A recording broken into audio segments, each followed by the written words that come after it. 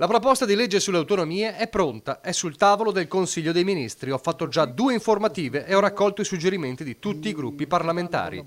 Lui, il Ministro per gli Affari Regionali Francesco Boccia, continua a ribadire il concetto e lo ha fatto anche oggi a Barletta in un incontro istituzionale. Ora è giusto che il provvedimento vada all'esame del Parlamento, ha detto, poi lì ognuno farà quello che deve. D'altronde c'è da allontanare lo spettro ormai concreto di un nuovo pantano. La legge quadro è lì, pronta dal 28 novembre, ma quando andrà in discussione e soprattutto come è da vedere. E cosa ne uscirà è un altro paio di maniche, perché potrebbe non essere accettato dal Veneto se non ci sarà quanto richiesto. Tra quei suggerimenti raccolti ci sono anche quelli di Movimento 5 Stelle e Italia Viva, che proprio a cavallo tra il 2019 e il 2020 hanno riattivato il freno a mano. Di fronte anche lo spettro del voto in Emilia, che sembra aver congelato tutto, dossier autonomia in primis.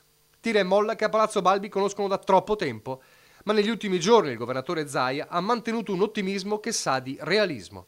Comunque è un tema che non può più essere abbandonato, visto e considerato che noi le attività preparatorie le abbiamo fatte tutte. L'azione è partita, è endemica e il governo non può che accettare questa proposta. Concetto ribadito più volte, con questo o con un altro governo l'autonomia si dovrà fare inevitabilmente, anche se il calendario segna 811 giorni dal voto del plebiscito dei Veneti.